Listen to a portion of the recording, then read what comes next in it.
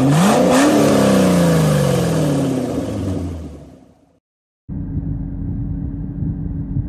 what's going on YouTube? I'm Stacy and this is my channel Plum Beastly RT. This is a 2013 Dodge Challenger RT Classic Plum Crazy Purple. Unfortunately, I don't drive this car because I have one of these.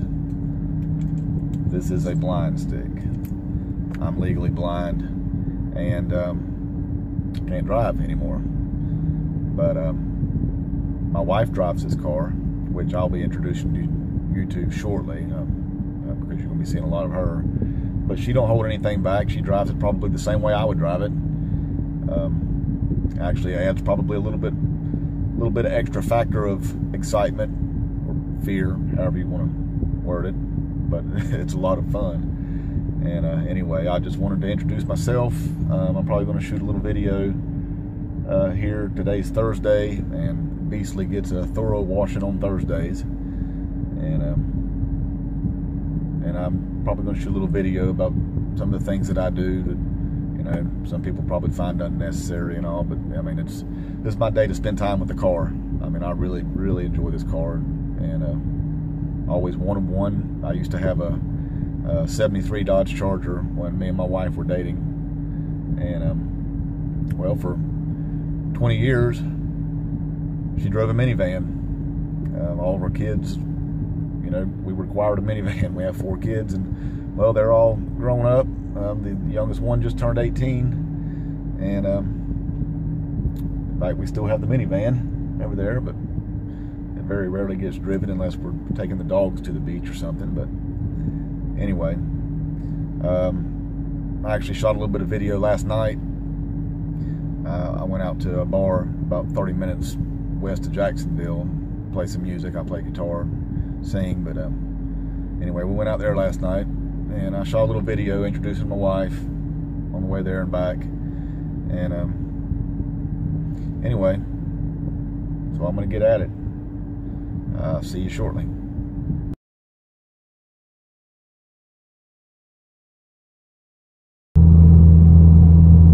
So we're on our way. A purple Challenger, a guitar, and we're headed to a place called the Crooked Rooster. How can you ask for any more fun than that on a Wednesday night? Right, and you get craft beers. So. And this is my beautiful wife and part-time race car driver, Melissa. Hello. She's a woman of many words. She's clearly focused on driving. For any of you that's never had the pleasure of driving on I-10 before,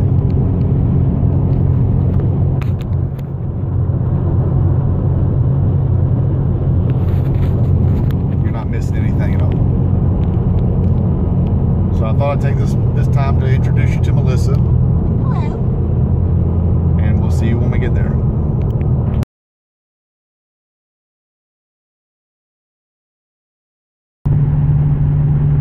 So we're on our way home.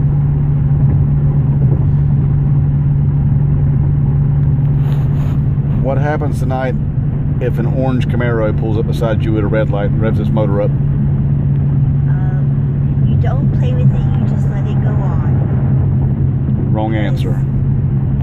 Or you go to jail for street racing. Or a $400 ticket. Did you go to jail for street racing last time? No, but there was a hurricane and I don't think the cop wanted to do the paperwork. To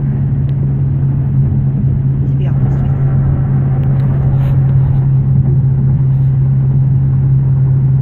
Did you win? I did. How many times? Twice. So you don't mess with Mopars, right? Right.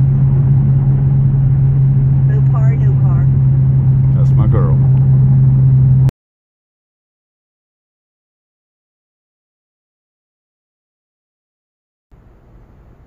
So here she is. It's not too dirty considering that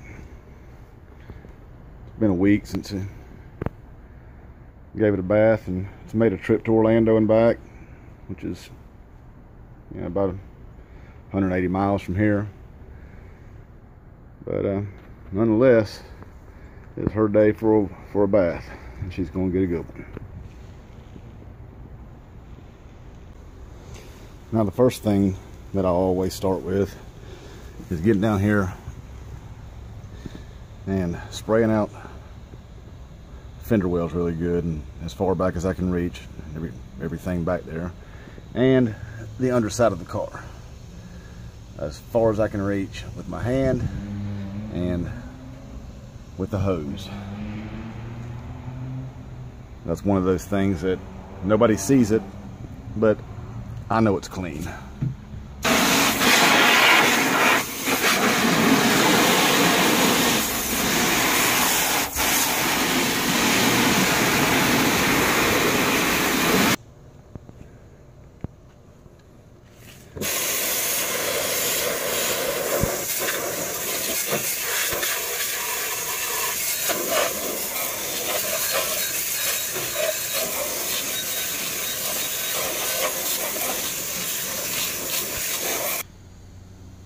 Alright, now that the bottom side's been thoroughly cleaned, it's just the main body wash now.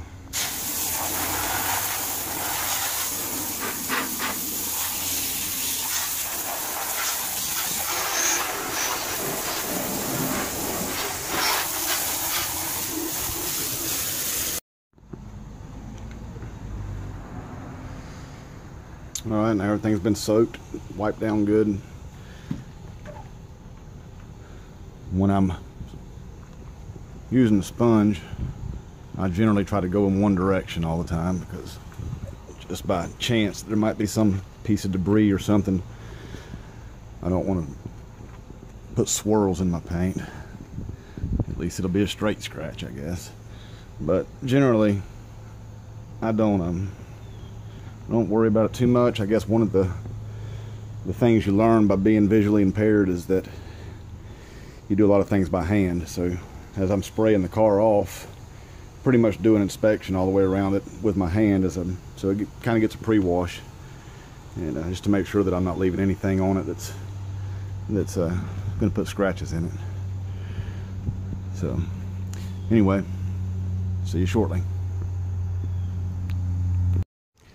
All right, and now the last thing as far as the exterior is the wheels, and these wheels aren't bad at all. They're really easy to clean. They don't really collect a lot of dust anyway, but I think those were supposed to represent the old Krager style rims, but they look good for this classic. I actually have been thinking about changing them and putting more of a Hellcat style black rim and changing the stripe to a matte black. Maybe offer up some opinions in the comment section for me, but just something that I've been considering.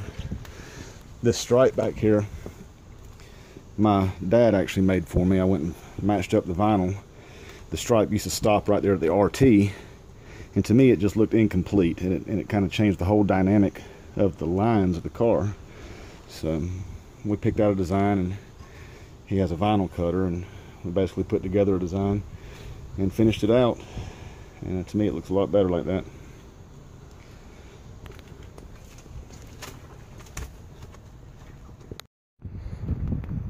And now that the outside's clean, to the engine bay.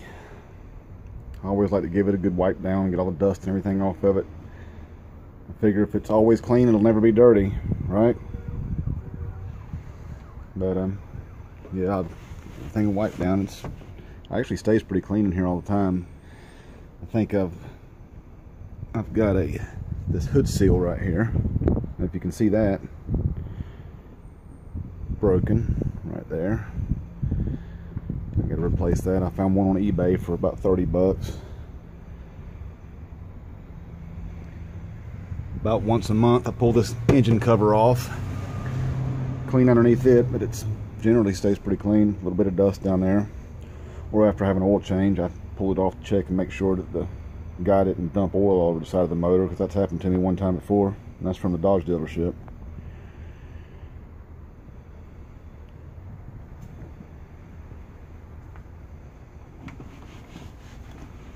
And generally I try to wipe everything I can reach.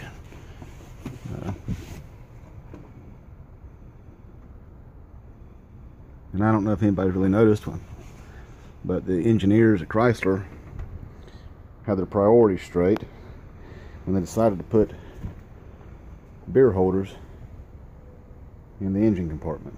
2 of them. At least that's what I call them. Looks like what that should be for. But anyway, back to cleaning. Now to the trunk.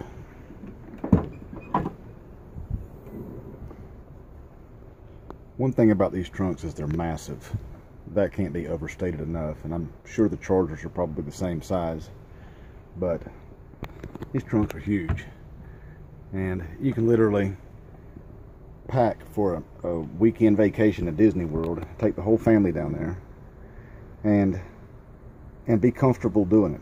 And I think that's one of the major advantages about these cars, is you can take the family on a trip, and you know, they're not the fastest thing on the road, although she's been yet to be beat, but I'm sure there's plenty out there that'll eat her alive. But now you can just pack up, take the family on a trip, and it's a comfortable ride, and the road trip's half the fun in a car like this. I do like that the seats fold down, but they only go about 2/3 of the way, so you know. Anyway, I always wipe this down good because it seems to backdraft and pull debris up in here. So I wipe all that down good, all around the edge, the trunk seal.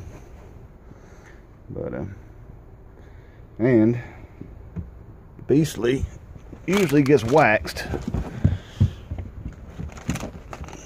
every couple of weeks. I just discovered she's out of wax, so no wax for you, Beastly, sorry. And now the interior. This is a 2013 model, so a little dated. Don't have the infotainment center. This one didn't come with a navigation system, but it's kind of redundant if you have a cell phone anyway. But it does have that classic look. I like it. But yep, this is her. She's the Plus. She's got the leather interior.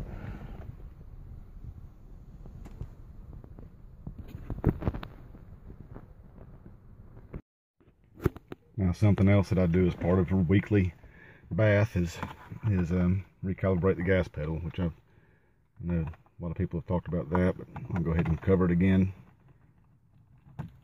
Put the key in the ignition, turn it to the on position, and wait for all the dash lights to finish doing their thing.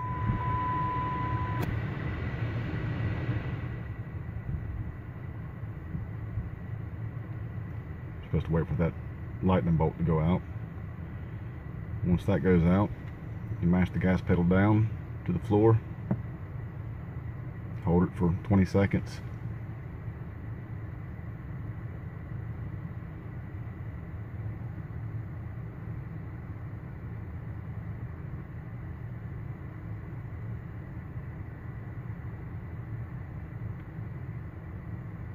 and then release it really slow.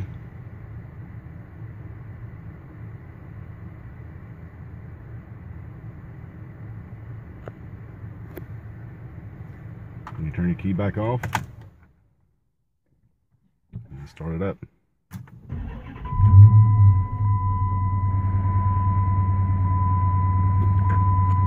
And it does really make a difference, I've noticed. So I just kind of probably don't need to do it that often, but you know, since I'm out here messing with it, it's just one of the things that I do.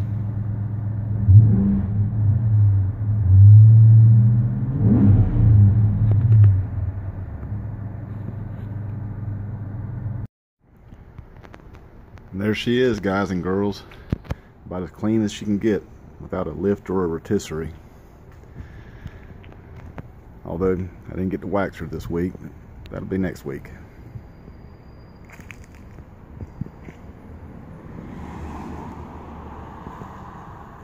But that's what I do every week to Try to keep it just as clean and new as the day that we got it. So.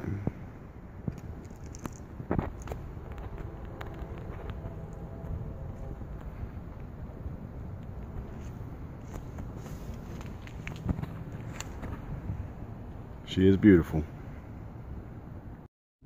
And this is my daughter Taylor, the most recent member of Team Beasley. So Beasley's clean, Melissa's done working for the day, and we're on our way to the grocery store. Grocery shopping is even fun in this car. If you enjoyed the video, like, give it a thumbs up, comment, and subscribe.